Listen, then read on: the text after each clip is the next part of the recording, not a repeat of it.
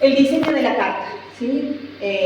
Yo encontré varias divisiones, me gustó esta, que más o menos la presentación y la salutación, el encargo inicial, la acusación a los líderes corruptos, que es la parte más larga porque los describe de una forma maravillosa, el encargo final y al final de todo lo que más nos gusta de esta carta es la doxología, la adoración a Dios.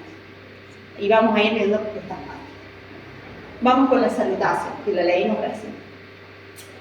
En la salutación, el saludo, Judas ya vimos que se presentó, primero que nada, se presentó, ya vimos esa parte, no vamos a repetir, pero luego da 3 características de los creyentes, y esto no es así al aire, sino que tiene una intención, porque está primero dando las características de los verdaderos creyentes. ¿De quiénes son los creyentes? Son llamados, santificados en Dios Padre y guardados en Jesucristo, ¿sí? No son características que Él da por nosotros ponemos saludos cordiales al final de una carta por costumbre, no.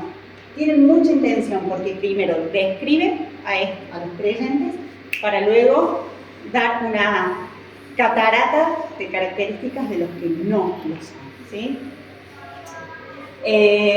También podríamos estar un rato con cada una de las características, pero eso sería para estudiarlo en otro momento. Y al final Judas también de la salutación le dice a sus lectores: misericordia, paz y amor, ¿no? Estamos hablando de personas que estaban en conflicto, ¿no? Que estaban en medio de una batalla en la iglesia por diferentes pensamientos, opiniones, doctrina, y estaban batallando. Entonces les dice misericordia, paz y amor. Por el conflicto que estaban pasando, descanso en la palabra de Dios, en que había una base, algo en que apoyarse, tranquilos, paz, porque está la palabra de Dios que nos guía, y amor, porque lógicamente cuando hay conflictos, hay personas a las que hay que tenerle mucho, bueno, todas, ¿no? Pero en los conflictos, si no tenemos amor, no lo solucionamos de buena manera.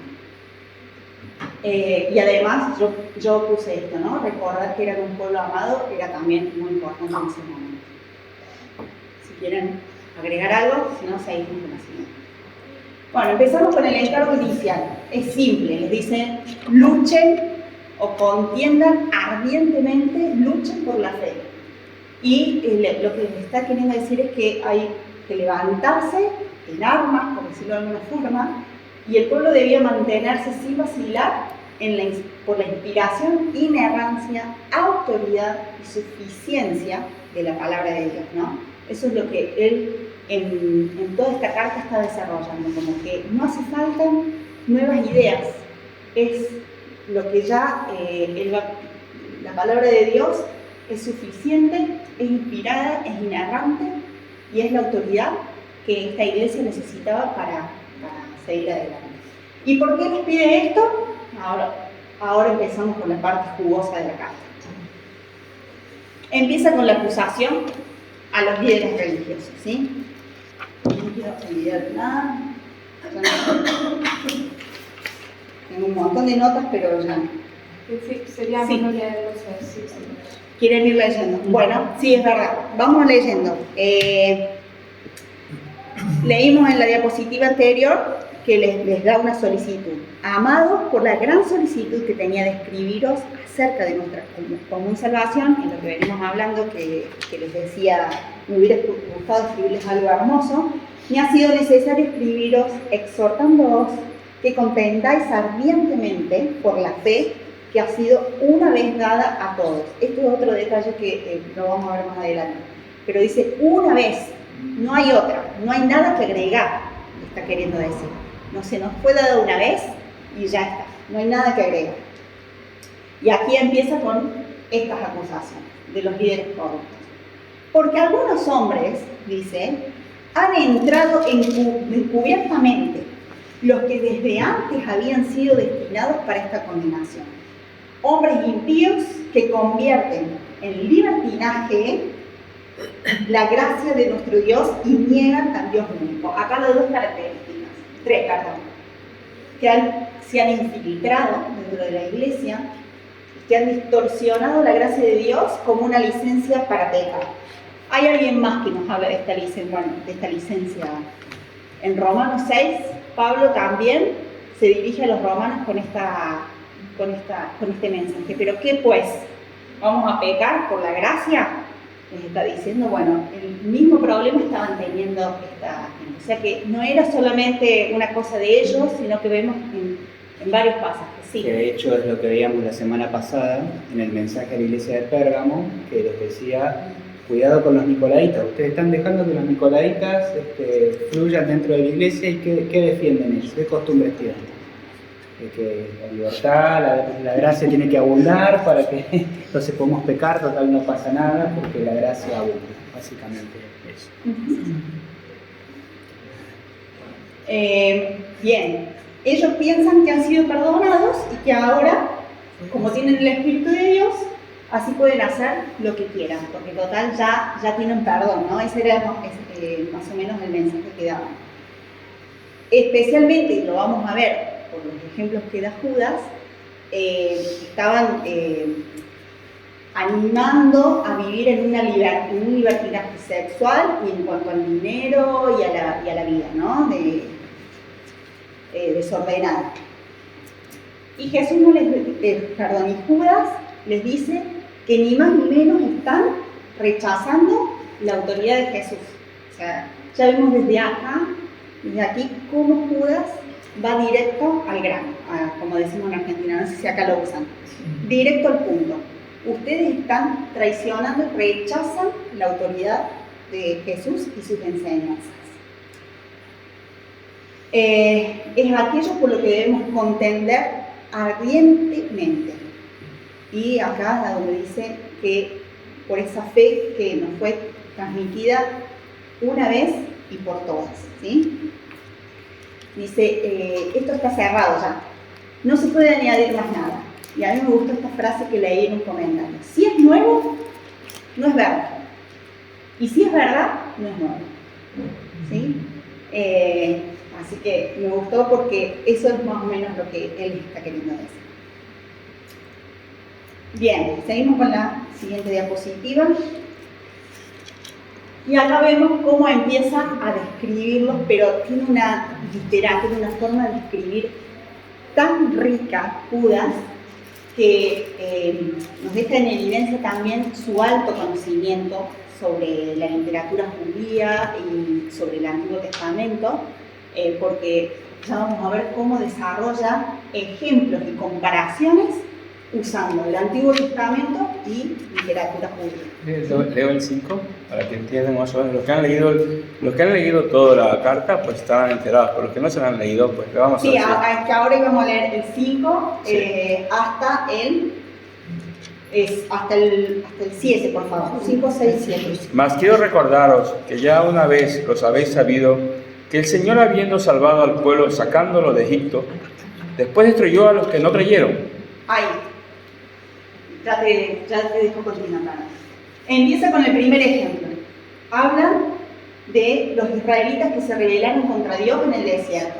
¿Sí? Ya ahí está citando Antiguo Testamento, números 14.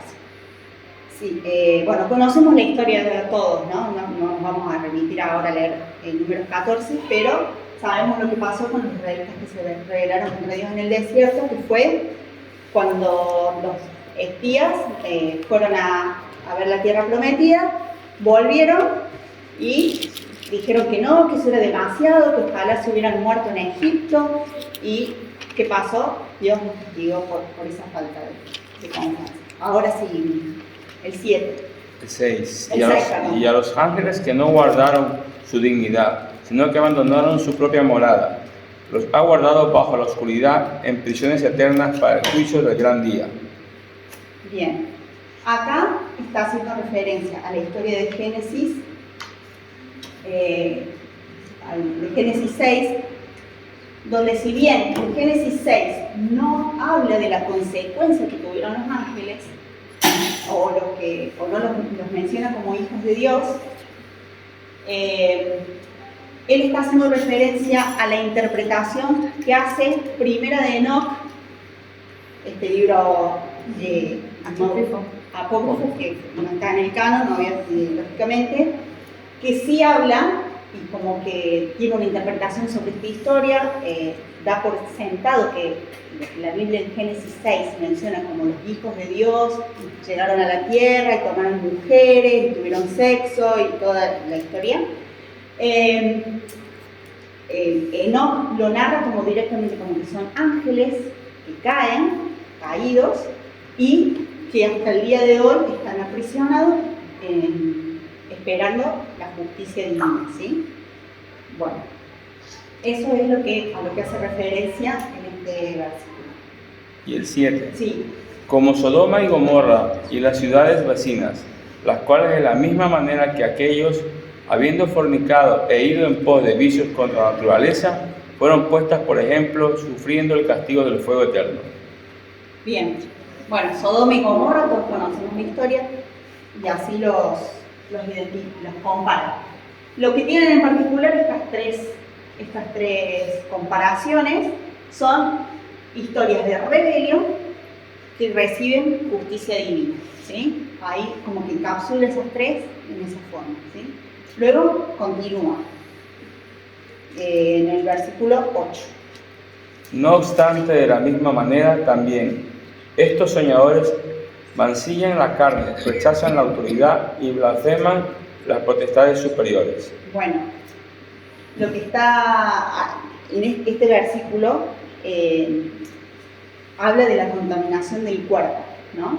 Y compara las blasfemias y las nuevas doctrinas o libertinaje para pecar con la contaminación del cuerpo y su destrucción, ¿no? Nos pone a la misma altura cuando nos creemos que podemos darnos libertades para pecar. Dice, así contaminan su cuerpo. Y tras blasfemias los ponía a la misma altura que estos personajes, ¿sí? Bueno, el versículo 9, que tiene una particularidad, yo lo puse acá, miren, como un extra del testamento de Moisés, que ya vamos a ver qué es. No leo yo, pero cuando el arcángel Miguel contendía con el diablo, disputando con él por el cuerpo de Moisés, no se atrevió a proferir juicio de maldición contra él, sino que dijo, el Señor te reprenda. Bueno, esto es también una interpretación del testamento de Moisés, que también es parte de la literatura judía que nosotros no entendemos, no conocemos, pero claramente a las personas a las que iba dirigida esta carta sí lo entendían, ¿no? Entonces hace referencia a la lucha que tiene el arcángel Miguel contra Satanás por el cuerpo de Moisés, y que le dice, en la Biblia nosotros tenemos que le dice, Dios te reprenda, ¿no? Como que deja al juicio de Dios esto. Este es un recuento creativo de los últimos días y palabras de Moisés, que está basado en Deuteronomio. En la sección que Judas cita, Moisés ha muerto y un ángel bueno, Miguel, está refutando las acusaciones del diablo contra Moisés, pero decide dejarle la decisión final a Dios. Bueno, todas estas historias nos pueden parecer a nosotros un poco extrañas, pero era lógico que para los receptores de la carta eran lenguaje común, ¿sí? Lo entendían perfectamente. Seguimos con los otros ejemplos. Y acá viene con otro trío de ejemplos, pero hablando de personas que se rebelaron y corrompieron a otros, ¿sí? Leemos Caín, a ver si quieren leerlo, lo leemos en el 11. Hay de ellos porque han seguido el camino de Caín y se lanzaron por lucro en el error de Balaam y perecieron en la contradicción de Coré. Bueno, en un solo versículo da como una escopeta, dispara 3 ejemplos. Caín mata a su hermano y construye una ciudad que se corrompe, porque vemos después en su descendencia cómo termina todo mal. Balaam, que no pudo maldecir a Israel, para los que no conocen la historia. El rey Balac le pide a un profeta que maldiga a Israel, pero Balaam le dice que él no puede decir algo que Dios no lo deje decir. Lo intenta por 4 veces, ¿sí? Maldecir a Israel y no puede. Y entonces, como no puede maldecir, ¿qué idea tiene? Darle un consejito para corromper al pueblo, que le dice: deja que tus mujeres se mezclen con los nuestros y con eso se van a infiltrar y eso ya maldice al pueblo más que mis palabras, ¿no? Los sedujo a la idolatría y a la corrupción moral. Después, si lo quieren leer, números 22 y 25, del 31 al 16. Y Core, el levita, también otra historia del Antiguo Testamento, quien dirigió una rebelión contra Moisés. O sea, se levantó en contra y logró convencer a otros para ir en contra de Moisés.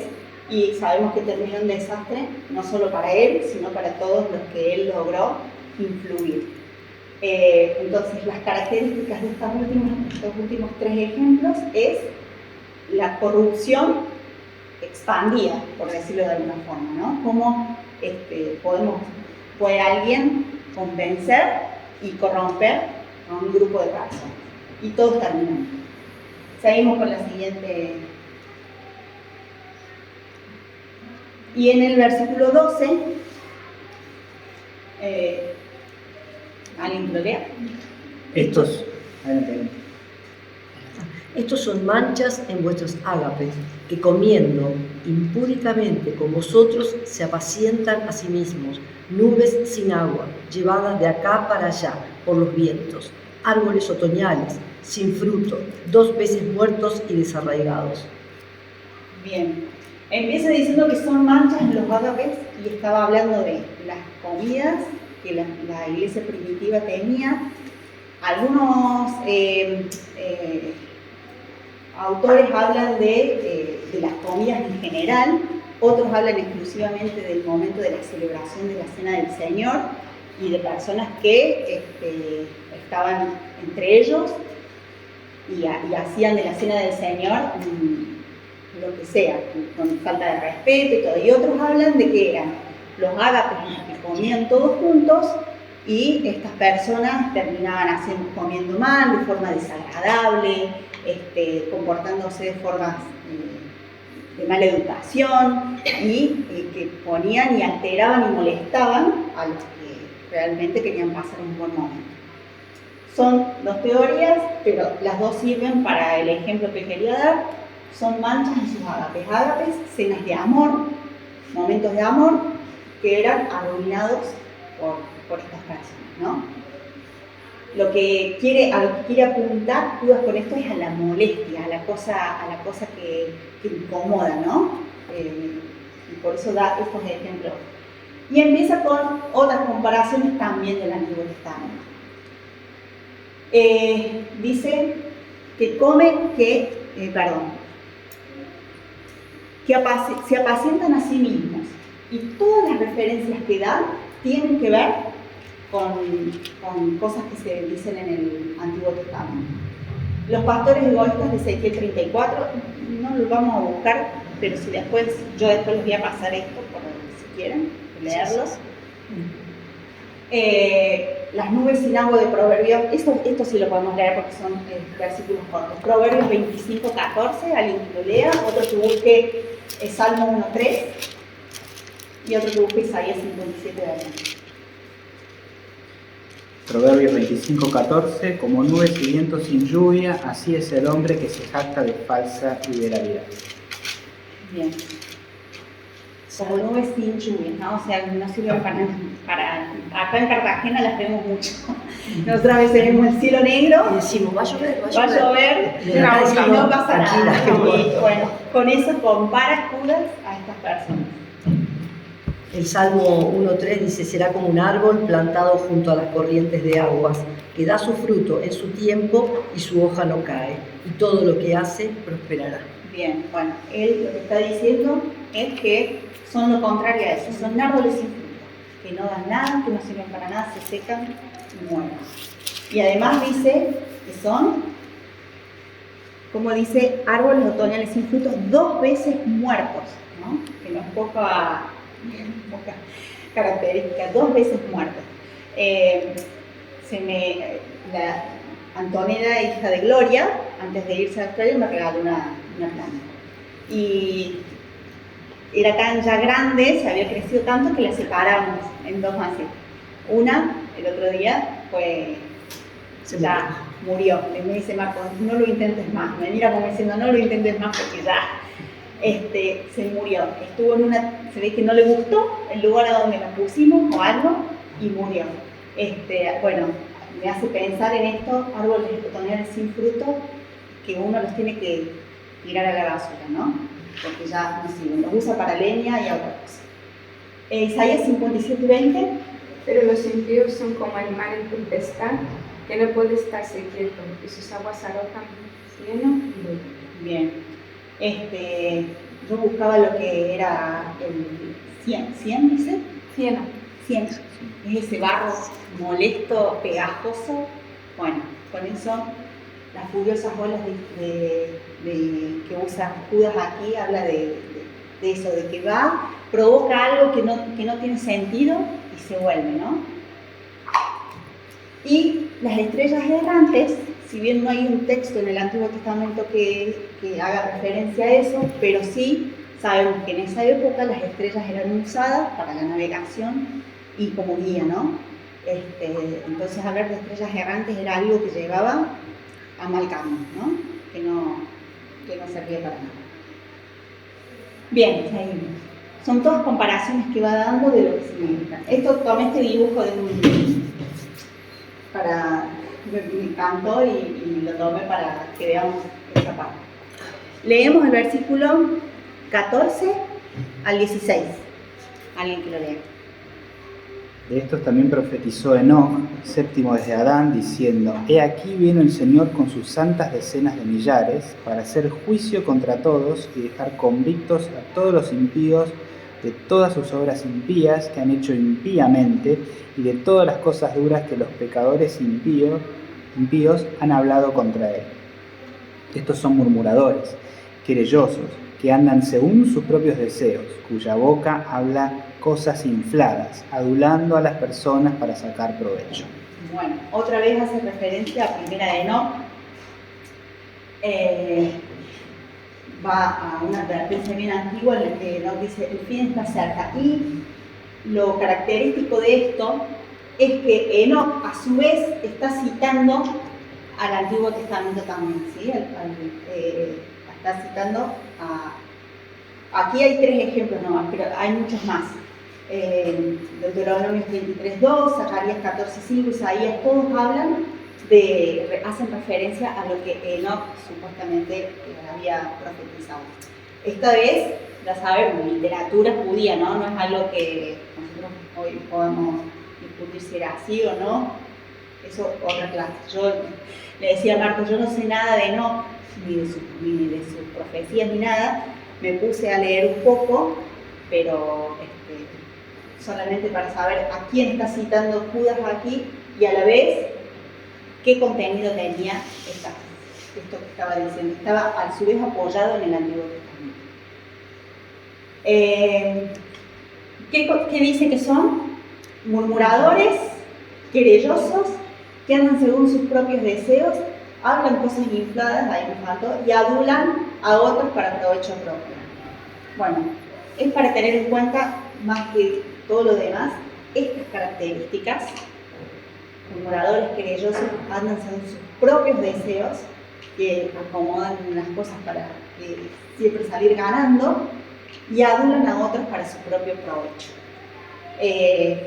Son las cosas en las que tenemos que estar alerta, no solo para identificar, sino para estar bien alerta de que cuando estas cosas pasan entre nosotros, ¿sí? Y la siguiente. No sé si quieren agregar algo más de esto.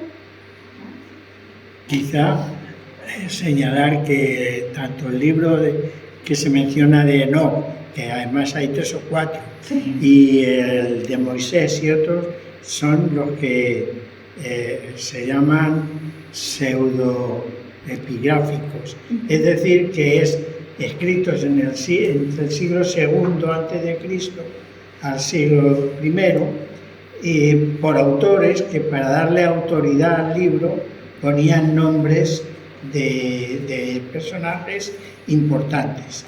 O sea, decir, es el libro de Enoc, como si Enoc hubiera escrito al principio de la historia de la humanidad ya un libro que lo conservaban ellos.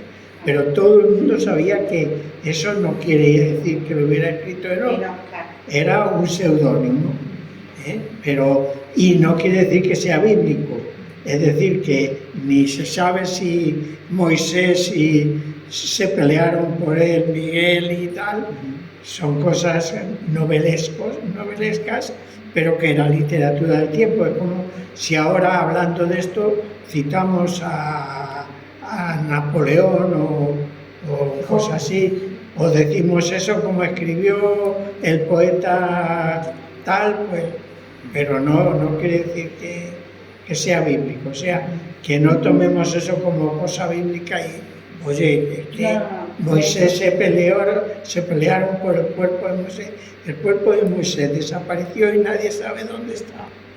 Eran interpretaciones y claro. No interpretación, novelas. Eran es que novelas. La cultura judía de la época y era como... Es lo que se llama la literatura apocalíptica de claro, los últimos siglos. Además, yo creo que Judas lo usaba como ejemplo, Claro. porque sabía que las personas a las que estaba escribiendo conocían perfectamente esos textos y por eso hace referencia como acordaros de que aquí dice, pues que sepáis que sois como estos, acordaros que, pues que sepáis que sois... Pero más que darle credibilidad al libro de Enoc o no, sino por qué Judas usa estas referencias, porque las usa porque sabe perfectamente que a las personas a las que está escribiendo esta carta lo conocen de una forma, claro, eso nos pasa hoy en día. Para hacer entender algo siempre pones un ejemplo, ¿no? Pues acordaros de que mirar en el libro cual, mirar cómo Quijote se fue a la pinza y pensaba que había 20 antes de eran molinos, ¿no? Por ejemplo. Pues es una forma que usa Judas para hacer entender a esa gente lo que él les quería explicar. Pero no porque entiendo que yo no quería darle importancia al libro en sí, porque ni siquiera lo menciona, solo da un ejemplo de algo que figura ahí. Claro, por un ejemplo muy práctico, hace ya algún tiempo, aquí en Cartagena, fuimos a ver a un actor buenísimo que se llama El Brujo. Sí. Y entonces él hacía como si fuera Sancho Panza. Y entonces él hablaba como Sancho Panza y pensaba como Sancho Panza y actualizaba todo lo de Sancho Panza, ¿no? Pues esto es igual, es que hablan como si fuera y no, pero no está diciendo nada más que las invenciones del autor. Lo digo porque no tomemos algunas citas como cosa bíblica y hagamos sermones sobre ello, ¿no? Vale. Bueno, continúa con la catarata de advertencias y de comparaciones y en el versículo 19, ¿no? Si no me equivoco. 17. Nos hemos parado en el 16, Sí. El último era el 16. Versículo 17 al 19. Dice, pero vosotros, amados, tened memoria de las palabras que antes fueron dichas por los apóstoles. Y aquí es donde habíamos hablado que él se separa de ellos, ¿no? De nuestro Señor Jesucristo. Los que os decían, en el postrer tiempo habrá burladores que andarán según sus malvados deseos. Estos son los que causan divisiones, los sensuales que no tienen al Espíritu. Entonces, viene haciendo comparaciones del Antiguo Testamento con todas esas cosas que vimos hasta recién y nos da advertencias más frescas, ¿no? Para él en ese momento. No se olviden, también los apóstoles, Pedro, Juan y Pablo, habían dado también advertencias de que esto iba a pasar. Yo después les voy a pasar esto, si quieren leer los versículos, no los vamos a leer ahora por una cuestión de tiempo. Pero ya estos tres personajes ya habían hablado acerca de las advertencias de los falsos maestros y de las personas que iban a entrar a causar división. Dice, características de estas personas, vuelve a mencionar otras más, causan divisiones, son sensuales, eso quiere decir que son atractivos, y eso para mí es una de las cosas más peligrosas. Son atractivos porque son sensuales, porque atraen, porque tienen cosas que les gustan, hablando de que a veces nos tienen con cosas que nos gustan y nos prendemos, causan divisiones y una de las cosas más fundamentales dice, no tienen al Espíritu. O sea, no podemos esperar otra cosa o no podemos esperar que personas que no tienen al Espíritu hagan o digan cosas venidas del Señor, ¿no? Seguimos con la siguiente. Perdón. A su vez, todas estas cosas que mencionan Pablo, Juan y Pedro son ya advertencias que había dado Jesús, ¿no? En Mateo lo hemos estudiado y vemos como Jesús ya advertía acerca de esto. Ahora sí. Ahora empezamos por el encargo final, ¿no? Y nada, ¿cómo logramos sobreponernos a esto? ¿Cómo logramos estar protegidos, ¿no? Entonces empieza una catarata también de consejos. Vamos a leer a partir del 20. Pero vosotros, hay un pero, nos dice, pero ustedes, amados, edificando sobre vuestra santísima fe, orando en el Espíritu Santo. Ahí ya vemos las dos primeras. Edificar su vida sobre la base de la santísima fe. Y esa es las buenas nuevas de Jesucristo, la salvación, y yo no lo puse ahí, pero también me parece que es importante el estudio de la palabra y la vida en obediencia, ¿sí? Dice, orando en el Espíritu, es decir, en conformidad con la voluntad de Dios.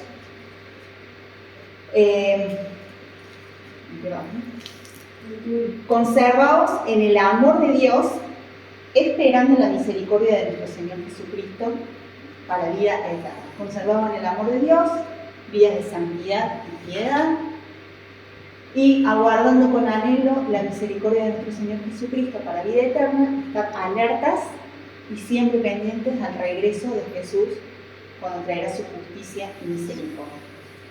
¿Alguien quiere agregar algo sobre esto? Son para mí muy claras nosotros, los jóvenes dirían los tips, ¿no? Los consejos para paliar este mal. Seguimos con la siguiente. Y acá nos dice, ¿qué hacemos con las personas que ya están pasando por esto? A los que dudan, convencerlos, dicen. Me encanta ese versículo porque no da vuelta. Bueno, háblenlo, convencerlos. Y hace una división entre dos tipos de personas, los que están dudando y los que han sido ya engañados, ¿no? Y dice, algunos dice con compasión y discernimiento, traerlos de nuevo, convencerlos con amor. Pero en el versículo 23 nos habla de arrebato, nos dice, a otros arrebatadlos del fuego, ¿sí?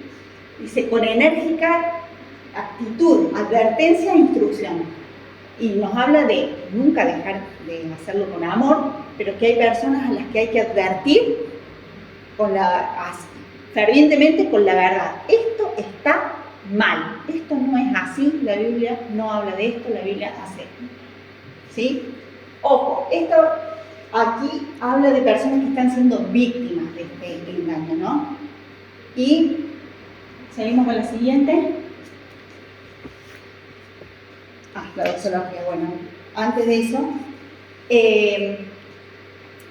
también hay que pensar que hay una diferencia entre los que son víctimas y entre los que son los creadores o los que son los instigadores, los que traen esto, ¿no?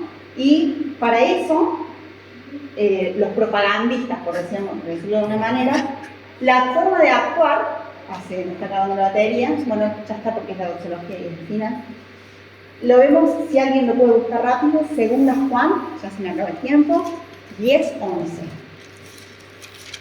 Segunda Juan 10:11.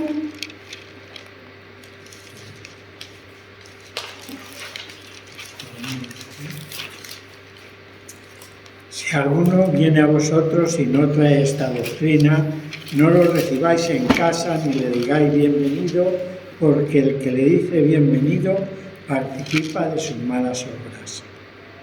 No hay más que agregar, ¿no? Cortar por lo sano. Habla de limpiar y no dejar entrar a estos falsos maestros. Había muchísimo más para hablar, a mí me costó mucho resumirlo, pero bueno, podríamos estar horas. Vamos a leer, por último, la doxología. Tuvimos la oportunidad de pensarla y analizarla en una de las reuniones de oración, ¿se acuerdan? Justo me tocó a mí también. La doxología, pensando en que todo esto que leímos, si bien acá se nos dan unas recomendaciones de cómo debemos comportarnos, cosas que debemos hacer, la doxología es muy clara, se acabó, no pasa nada, la tenemos en la Biblia, de quién es el poder para salvarnos y cuidarnos de estas cosas, ¿sí? Y a mí me gustaría que lo leamos todos juntos, en forma de oración a Dios y oración, ¿no? Sabiendo que Él es el que nos puede guardar de estos peligros, de los que no estamos exentos, Estamos en una obra nueva, una iglesia, y hay alguien que seguramente no está contento con esto y que por algo el Señor nos dejó tantas advertencias de que esto podía pasar. Así que, rogando al Señor, leemos los versículos 24 y 25, lo leemos en Reina Valera, que es la que más tenemos, ¿sí? Y aquel que es poderoso para guardaros sin caída y presentaros sin mancha delante de su gloria, con gran alegría, al único y sabio Dios, nuestro Salvador, sea gloria y majestad, imperio y potencia, ahora y por todos los siglos. Amén.